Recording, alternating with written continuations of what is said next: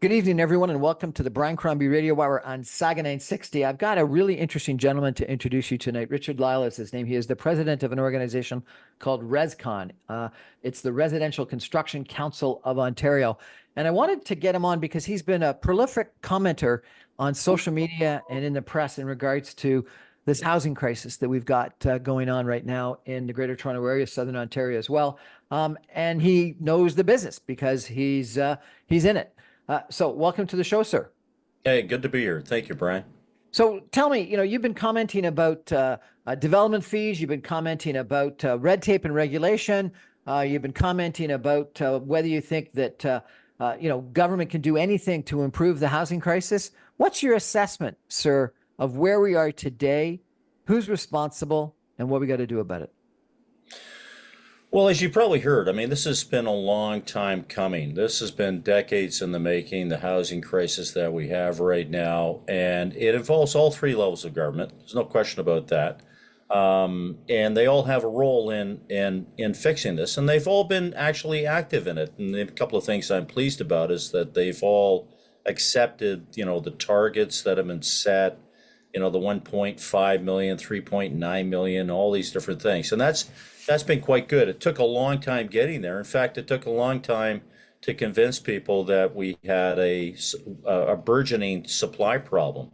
COVID and what happened with interest rates and inflation was really just the straw that broke the camel's back. So, and we're not going back to those rates, right? That was a very unusual period of time. And there were circumstances supporting that, but that's not happening again. So anyone who's hoping for rates to return to where they were, and that'll be the problem, no, that's not happening, and it's not going to solve and a rate movement's not going to solve the problem because there isn't going to be a big rate movement.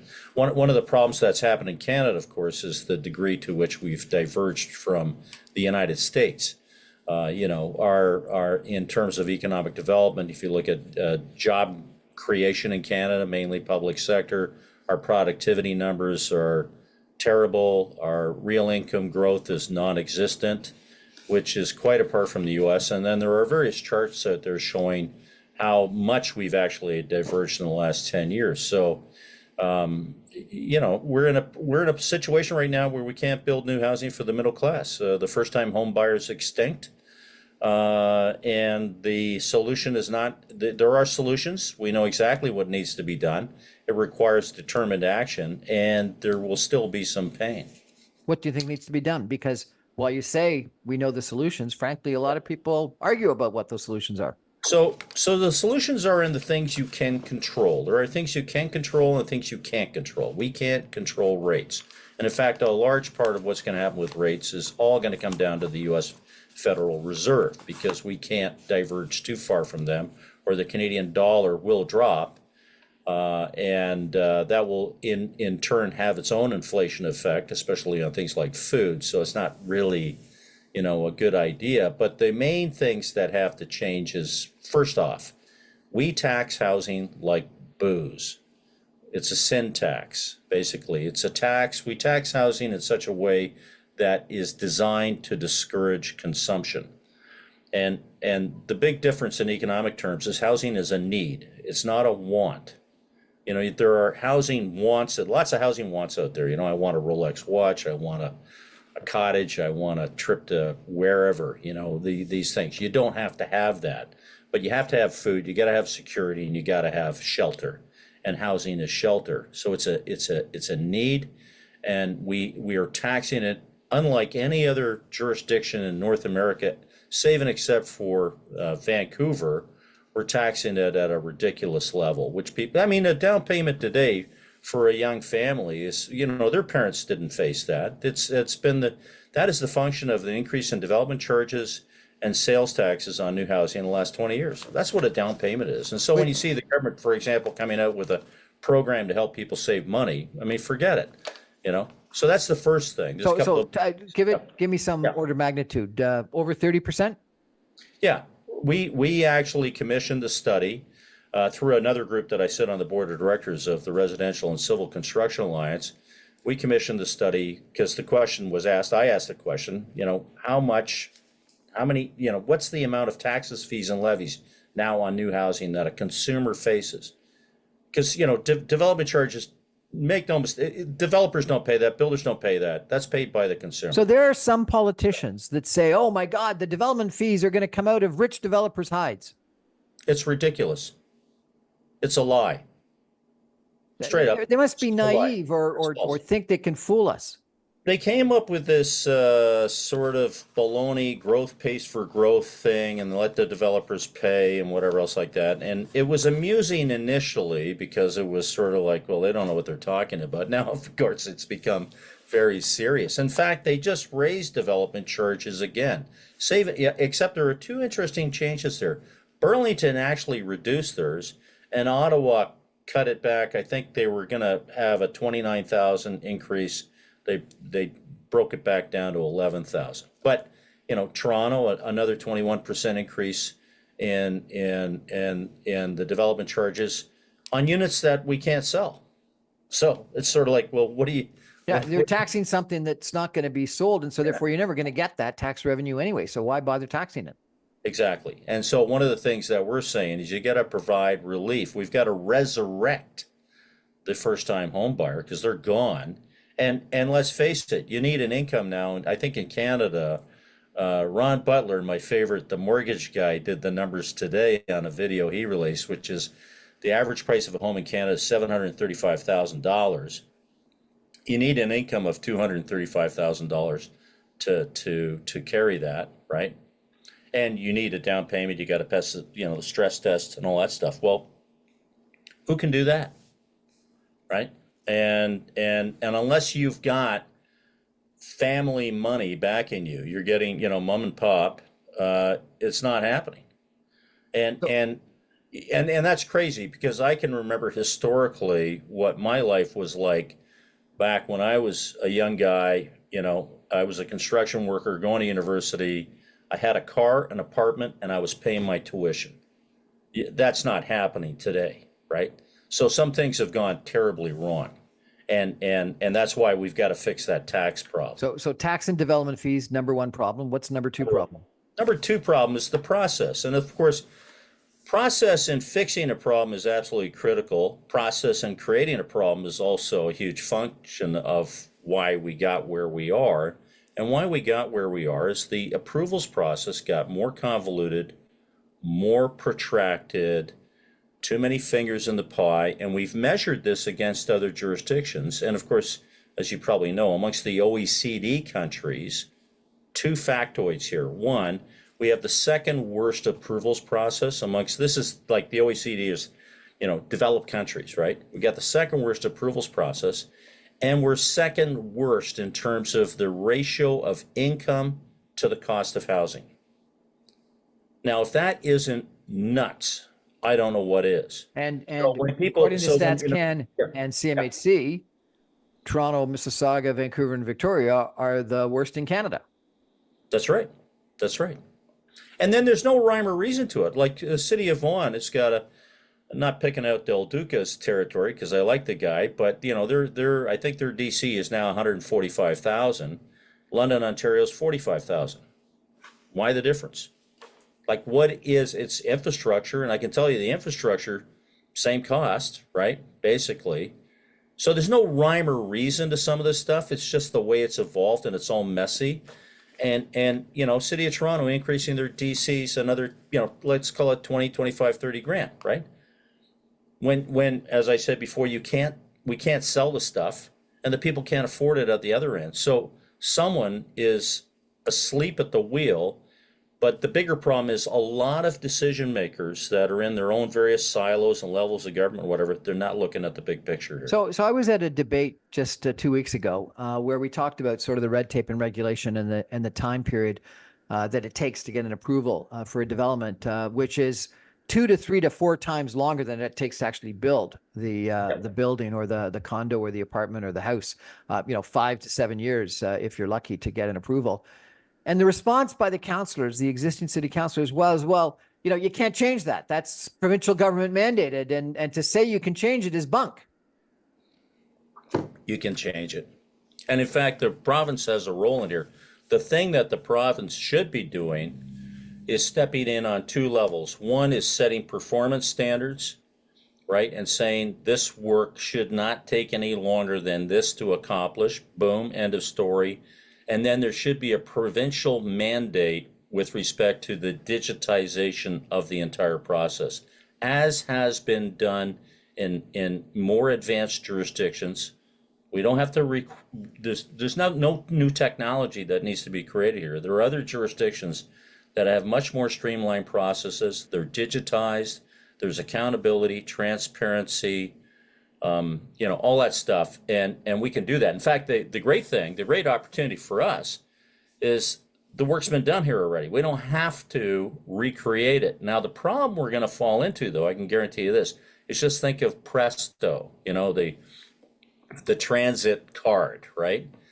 Could we go off and do something sensible like licensing an existing system that has been working in the world for the last 20 years? No, we created. We got to create our own, So I'm doing work in Texas right now, and Austin has dramatically increased supply. Pricing has come down, and there's been stories in the New York Times and other media about this. Primarily, not because of a reduction in development fees, interesting, just a reduction in the time that it takes to get approval. Yep. And, look, they call them impact fees down there. They're minuscule. They're almost next to, I was talking to a builder from Dallas. I was down at the International Builders Show. I said, what are your impact fees? Your development charges. He didn't understand that. I said, your impact fees. And he went, I don't know, maybe 1%. And I said, come on, it can't be that low. He said, okay, maybe it's less than 2. Well, a big difference and then I asked him, get this, Brian. I asked him, I said, how about delays and approvals and whatever else like that? Where the municipality's tying you up, or they lost your drawings, or the dog ate the stuff at home or something. He said, we don't have that problem because they can go to the private sector and get that work done. The review work by licensed engineers and architects who can certify their drawings to be, accurate.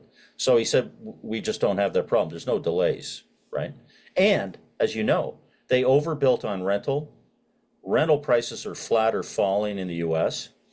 And now the market is turning around there. They're hiring more people. So their market's on a different cycle than ours. They have a crisis there. They call it a crisis, but it bears no resemblance to ours. So I'm building right now in Dallas, and the rental price per month per square foot is just over $2. And I'm building in Toronto as well, and the equivalent is $550. So it's more than twice.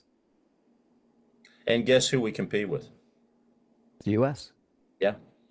Business people that I was with this past weekend were telling me that they had facilities in St. Catharines and Niagara Falls. They could move to Buffalo for 1/4 of the price. Yep.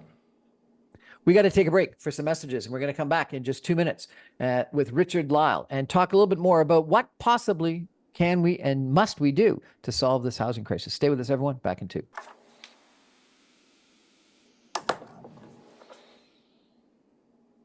Welcome back, everyone, to the Brian Crombie Radio Hour on Saga 960. My guest tonight is Richard Lyall. He is the president of an organization called ResCon, which is the Residential Construction Council of Ontario. And he's been a prolific commenter on social media and in the media in regards to our housing crisis and what we can do about it. Richard, I got to ask you, I'm a little bit, actually not a little bit, I'm very worried about our current situation because I think it's actually going to get a lot worse before it gets better. The pre-construction condo market is down something like 71%. I was at a big land development conference last week, and they were telling me that the inventory of pre-construction condos that have been completed and not sold is something like 28 months, and it should be about 8 months. And so therefore it's going to take, a year and a half or so to work through it. That the differential between pre-construction condo pricing and resale pricing is like 30%, which means that pre-construction pricing has got to come down by 30%. And it can't because there's, no profit left in it. You're going to end up having a whole bunch of mortgages that are less than the appraised value. The appraisals are going to come down. People are going to have assignment sales, and they're going to have deposits that they're going to have to walk away with, et cetera, et cetera, et cetera. So that it's almost like there's a bust. that's happening right now in the condo market. And some people are saying that it's somewhat coming into the single family home market. Not a lot yet, but maybe. But you think if condos are going to come down by 30%, something should happen in the single family home. And I'm told that there's 40 projects that were planned to proceed this year that aren't going to go ahead. So construction workers may be out of work. Excavators may not be doing work. And if all that's happening, this housing crisis is only going to get a lot worse, is it not? Yep, that's right. Bottom line, I mean, I got to tell you, one of the things I'm working on right now, Brian, is how do we keep our workforce going or save as much of it as we can? Because here's the deal. We occupy one of the best pieces of real estate on the planet. We've just horribly mismanaged growth, horribly. And it's basically our inherent wealth as a nation, all the advantages that we have that have this will sound bizarre to you, that have afforded us this luxury of screwing up this badly, right? So, but here's the problem. Because of that, we will come back. We're going into a hole right now. We don't know how deep or dark or how long it's going to be, because a lot of what is going to happen going forward is going to be based on how quickly government can respond to this and, in my view, shock the system. Like, for example, get rid of the DCs, because you're not getting them anyways, right? Because nothing's selling, basically, and the sales tax on new housing that was supposed to have been adjusted to inflation years ago. And in fairness, that's what should happen. I mean, again, a down payment today is the increase in development charges and sales taxes in the last 20 years. That's patently unfair. And then, of course, there were some people turning around to young people and saying, well, you got to work harder and whatever else like that. No, they're getting mistreated badly. So we need to shock the system and do those things. The thing I'm worried about, though, is we're starting to lay off people now, and it's big numbers, right? So when people say, oh, we got a labor shortage, we can't build that stuff, don't worry about it. We're laying off people, right? And things are slowing. What I'm worried about is, are we going to have a workforce when we pull out of this thing, especially given two things. One, Calgary's been booming, Edmonton's booming, the West is booming because they're doing some things right out there. And even BC, there's a lot of activity there, different reasons. But the U.S. is growing and looking for skilled labor. And of course, now with NAFTA, it's much easier to go work in the U.S. And the other thing that can happen too is people that work in construction can go work somewhere else. And sometimes when that happens, they don't come back. So we've got to preserve our workforce. The last time we had a big crash like the kind that we could be facing here was the early 90s. And the thing that saved the industry then was the nonprofit housing boom, right? And we kept a lot of crews going. In fact, the nonprofit housing that was built then was fantastic. It was better than condos, right? Because the best crews were working on them, but we kept a lot of crews going. And so when we finally came out of that, gradually, we still had a workforce. I'm worried about losing our workforce at this stage. I've been hearing, I met with a big developer just last week, and I was told that there's sub-trades that are going bankrupt. No GCs yet, but the concern is that if sub-trades start going bankrupt, they're not going to be paying the GCs, and then you're going to have GCs that go bankrupt.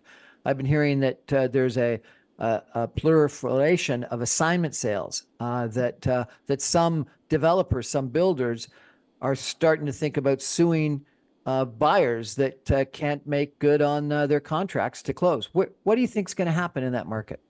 Or what do you see happening in that market? So, it's hard to say. Let me put it that way, but let me say this. We're at the beginning of what's coming. We're not at the middle or at the end of it. And what's coming is not good. And, we've been saying this for some time. When our sales started to really crater on new housing last year, we said, okay, there's a lag effect here, but by this time next year, you're going to see low rise falling off. We're going to start losing our low rise. And that's what has been happening with excavation, basement forming, concrete and drain. In the low rise sector, that's been falling off. That's going to feed into the finishing trades and so on. That's going to grind to a halt. And then on high rise, well, we know there's only been a handful of projects that have started since the new year on the, on the condo side of things.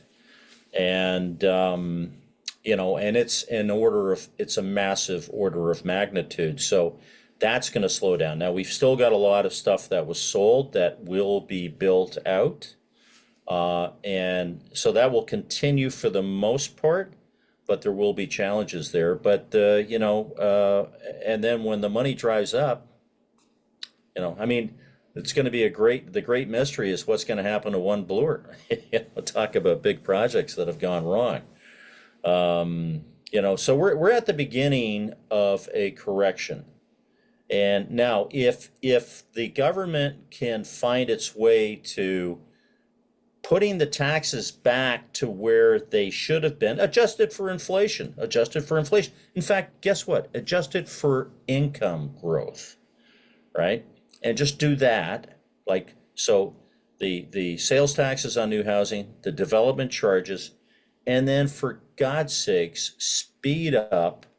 We've been after the digitization of the approvals process, and I've been working on this for 10 years with people. And we really haven't moved the needle that much. Some municipalities are doing some things, and there's the Housing Accelerator Fund and stuff like that. But it's, we've got these mishmash of programs and announcements. There is no plan, right? That's why, I appeared before a standing committee in Ottawa, Parliament last week, and I was asked if the federal government's plan to produce 3.9 million homes by 2031 was possible. And I said, not a chance. There's no way. Based on where we are now, we're already behind and where we need to get to. And, so there's a reckoning here that's coming, and it's going to be painful. Now, again, if you can shock the system, certainly with the tax, money speaks, and it speaks right up front.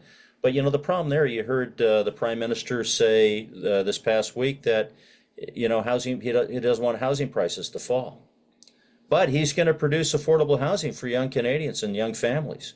Doesn't work that way. Doesn't work that way. That's not possible. And I'm not advocating for housing prices to fall. The market will work as the market can work under the circumstances the market works within. Right now, and this, we've got a dysfunctional market. We've got a dysfunctional market because it relies on a number of monopoly fee for services provided by government agencies that are not accountable or really transparent, and the delays in getting things approved are extraordinary, and the fiddling around. Plus, we've got the excessive taxes. Plus, we've got some infrastructure issues, and we've got land issues. Land is a very big part of this. Now, government has said, "Oh, we got all this land. We're gonna use this land. There's this plan to do that." Well, yeah, good luck with that. Waiting for a nimble government to suddenly release a whole bunch of land that can be built on now. Well, and land values have gone down dramatically, have they not? Well, they have. It doesn't make sense to build. That's right, they have. But that government land idea is a good idea, but it's going to take a long time to get on stream, and then other land will require, a portion of it will require some infrastructure. But you see, let me back this up. So we've got a problem that's got basically a number of elements to it, and the solutions are required everywhere. So as you pointed out, there's land issues, there's regulatory issues, there's approvals process issues, there's tax issues, and they all need the zoning issues, site plan. We have a mess on our hands, and all of these things need to be dealt with. And I feel sometimes that the different levels of government are sort of popping out with things every now and then, going, "Oh, here we go. This is gonna, And I get I'll get a phone call from a journalist saying they just approved laneway parking. Is that going to solve the housing supply crisis? And I went, no, of course not. So all these things need to happen, but the problem is you've got this disjointed approach, three levels of government that don't play well together: Conservative, NDP, and Toronto, Conservative, NDP, and Liberal, right? And they're all kind of jockeying for position and whatever else like that. Meanwhile, this crisis has continued to evolve. So I can tell you right now, there's a lot of people that are in shock that the market is actually slowing down, and that supply is slowing when it's supposed to be, especially after all these announcements, right? Build it and they will come. Say it and it will happen. No, it It's not doesn't work that happening. way, So It's not happening. RBC came out with a report that said that we need 2 million homes, so that, even more than the 1.3, That's right. That's right. 2 million homes. But they Yeah, said 1 million of those 2 million people that are looking for homes won't be able to get homes. that's right. So more tents, more migration, right? We got leaky migration. There's all these new terms that are coming out now. Out migration to, other towns in Ontario, to Alberta, and to the United States for the first time in history. People are Yeah. voting with their feet. And you know that the ones that are going to move, Brian, are the ones that are least risk adverse. And usually the people that are least risk adverse in behavioral psychology, in my terms, are exactly the ones you don't want to lose, because they're the Well, ones. I used to work with Jim Pattison, who was a pretty Oh, smart guy, wow. and Holy and cow. and he used to say, and some Yeah. people might not like this, but this is what Jim Pattison used to say. He said, "Brian, turkeys soar, eagles soar and turkeys squat." I got to tell you a joke that's related to that. But no, he's right. He's right. Yeah, absolutely. We're You going to know, take a break for some messages and come back with Richard Lyall of the Resident Construction Association in just 2 minutes. And we're going to talk about some other potential solutions that people have suggested. And do they make any sense? Stay with us, everyone. Back in 2.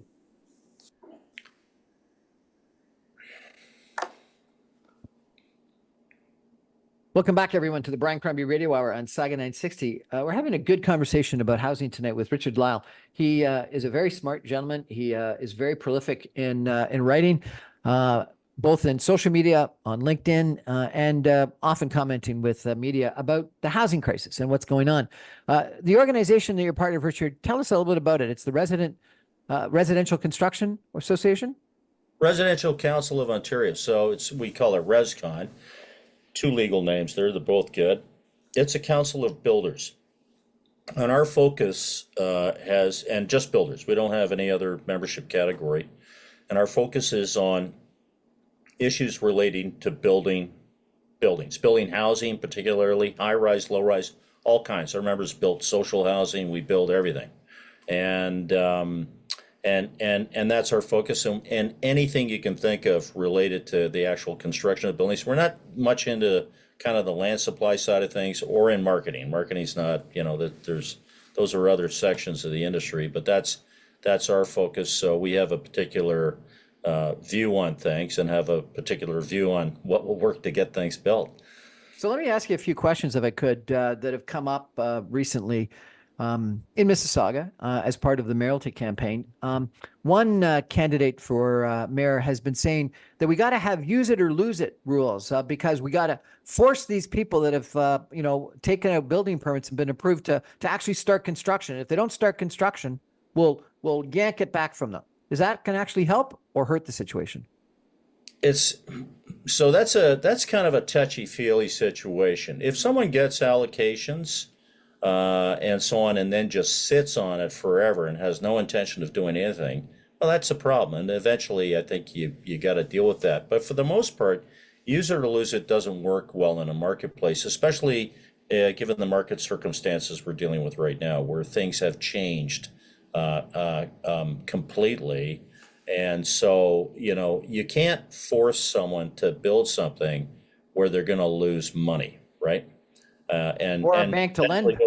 Yeah, exactly. So BC has a policy that you've got a disclosure statement that after a year, you've got to renew it and people have the right to get out. And what's happened? So it's not quite a use it or lose it, but it's sort of like that. And what they found out that actually a lot of people that don't get to the 70 or 80% sales that they need to get the construction financing because of this law end up losing people. And it takes a lot longer for them to get to that achievement. And so therefore, actually, this use it or lose it doesn't help at all. It actually, the unintended consequence is that it harms and builders don't build as quickly as they build. Yeah, that's true. And this is kind of speaks to so many of the other issues that we have with housing, and that, you've heard me say the market is dysfunctional because there's just so much government intervention and rules and red tape. And compared to other jurisdictions, it is extraordinary here. In fact, we joke, we've got many, a lot of our members are very successful builders in the US too. We say that, if you can build here, you can build anywhere, right? Because this is the toughest market to build in. You really have to know what you're doing, and you have to know how to navigate the system and all the various barriers there, which, are most of them are like we're fixing a lot of things right now and removing barriers to housing that should not have been barriers in the first place. Like the whole debate, threeplex, fourplex, who cares, right? I mean, the problem and the crisis is so much bigger than that. That is not going to make the difference. I don't think the fourplex is going to make a difference at all. No. And in fact, what you're going to do is you're going to upset some local neighborhoods that they're going to end up being NIMBYs. Yep. And they shouldn't be. If we actually were building the housing that we need to at scale, which I think is primarily around transit nodes and of height. Exactly. We're finally getting to that. That's been in place in other developed countries for decades. I was on a panel 20 years ago on avenues and main streets, and as of right zoning, we needed as of right zoning along these avenues and main streets. We're still fiddling around with that to a Well, certain I had Joe Barrage on my show of urban strategies. He told me that, extent. Dundas or Kingston Road is the worst example of planning in the history of any kind of development and planning. And it should be 6 or 8 stories, because if it was 2 or 3, it doesn't economically justify anyone to do That's right. an assembly. But if you made it 6 or 8, then maybe you'd get some sort of development. Let me ask Well, you a question. I Joe's book, right? The yes. the the Perfect City, and the chapter on Toronto was the Accidental Metropolis, which he took from Fulford's book, The Accidental City. And there's reasons for that. But anyways, sorry, I didn't mean to No problems. go ahead. So I've been in the beer industry. I've been in the entertainment industry. I've been in the pharmaceutical industry. I've been in Wow. the hockey business in my career. I've never faced as much regulation and red tape as the development business. Why is that? It's strange. And I think part of it has been, first of all, there's a lot of money there, right? In that world, the world of housing, because housing is the single biggest expense that most people have in their lives, right? So big money, you got 3 levels. In fact, we got arguably 4 levels of government. You add regional government in there, and they all like to play with things and whatever. And there's been this growing propensity that somehow politicians at any level think they're somehow responsible for fixing all of society's ills, right? And they're always looking for solutions and programs and showing that they're taking action and all this stuff. So I think we've got this little bit of a runaway political train there. Plus, another thing that's happened is life has become more complicated. Our building code has been evolving, which is a good thing, right? We're building better housing now than, I mean, this is the bizarre thing about the housing crisis. We're forcing people to live in older, arguably in some cases, substandard occupancies rather than a safe new home, because we're building things differently. There's more elements to it. Taxes have gone up. Planning, that was the thing about Barrage's book and Fulford's book. I mean, I've said that we've had a huge fail on growth management planning. Well, that's reflected in those 2 books, because they've said there that the great things that have happened in our world haven't been a result of a plan. They kind of were accidental. And Well, Jane so, Jacobs back in the 1960s said organic growth, yeah, unregulated organic growth ended up being the best. You that's made a right. comment about you got to understand how to navigate the process. One of the mayoralty candidates said that she would have a monthly powwow with qualified developers so that she could help things through. And some people thought that was great that she would get personally involved. And other people said, that's terrible. That's proof positive that the system doesn't work. And you're going to introduce, political favoritism and some people getting, a benefit of the mayor's involvement and other people not getting that. Fix the system. What's your point of view on that? That's crazy. Like that will not work. That's not a process. It's not a system. We do need amongst many other things in reforming that whole process. You need an effective pre-consultation program where, assuming, say, you've reformed the system, somebody comes along, like Brian Crombie's got a piece of land you just inherited or something like that, and you're thinking, gee, what do I do with this? Do I sell the land? Do I build maybe an apartment on it? Do I build, or whatever else like that? And you want to know, then you come up with the idea, okay, I'm going to do a small apartment building, and you go to this, you have a pre-consultation meeting that covers the main applicable law agencies, and it's digitized. Like you don't have to actually physically go in. There's a whole system that actually it exists in another jurisdiction, for example, where you can do this, where they're all plugged in, and you can say, okay, this is what I want to do, where, and blah, blah, blah, blah. What do you think? And that process should result in someone saying to you, okay, if this is what you're saying, and that's what you're doing, then it looks good. You might have an issue here, or maybe something you want to check out there, but providing that's not a problem, you should have a shovel in the ground by, X date if you proceed. This kind of thing, right? We need, if I could, we need less political interference, not more. And we need to fix the system so it works efficiently and effectively rather than trying to bastardize it by interfering politicians. Is that fair? And it should be a standardized system right across the province, right? And we can do that, and it's been designed. There is a data exchange standard that has been created for this, that any municipality, doesn't matter how complex or simple their process is, they can plug into this, and that data exchange standard and system will allow for the interoperability between the different applicable law agencies. So, but and then you can have performance standards. In fact, there's systems that say that, well, the Conservation Authority never responded. They get, for example, they would get an automatic AI machine learning. They would get a notice saying, hey, you've had this thing for 2 weeks, 3 weeks. We haven't heard from you. What's going on? You don't even need human intervention there for these things. These are aids so there's so much we can do to improve our process. We've got 45 different government agencies and bodies that have their finger in the approvals pie.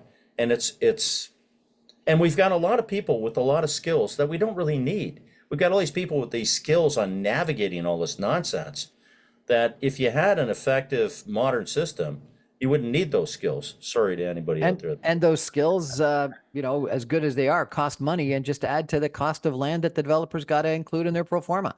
I got to ask you if I could, one last question, because it's really been bothering me. So there's some of these politicians that have been promising the people that they can get a subway extended to Dixie and Dundas in Mississauga. There was an environmental study done. There is a railway track, and so therefore taking it from Kipling to Dixie and Dundas is possible. But in the Vaughan Metro Center, where the subway was extended, they've got 50 and 60-story towers. In Steeles on Yonge Street and Richmond Hill, they're competing between Vaughan and Toronto as to 60 stories in Vaughan and 50 stories in Toronto. In downtown Markham, where there's all-day two-way go, there's 40 and 50-story towers. In Dixie and Dundas, in the wisdom of the Mississauga Council, they've got caps of 12 and 25 stories for that whole area. Do you think that Metrolinx is going to extend the subway to Dixie and Dundas if the cap is 12 and 25 stories? Well, that's an interesting question. Well, first of all, it is a major hub and should be a major hub, right? I think that is a fact. And so why they would restrict it to 20 and 25 stories, I have 12 and 25. 12. Oh, look, you forget that. That doesn't make any sense. Why the restriction? It's arbitrary. We've got these, for example, in Ontario, you still have a restriction on the footprint of a building could be no more than 750 square meters, which restricts the size of units that you can actually design and build. It's crazy. There's no research behind that. Somebody cooked it up out of nowhere. So somebody has come along and said, well, 12 stories, right? Where's the research on that? Where's the supporting evidence or anything? So it's ridiculous. And yeah, the subway should go out there. And, I remember an old friend of mine in the industry years ago, a well-known union leader said, we should just drop 2 tunnels in the ground and just let them chug along, produce a couple of stations, a year, each boring machine, so 4 new stations a year. And if we'd done that 30 years ago, we'd have A great four system. times, we'd have 120 new subway stations.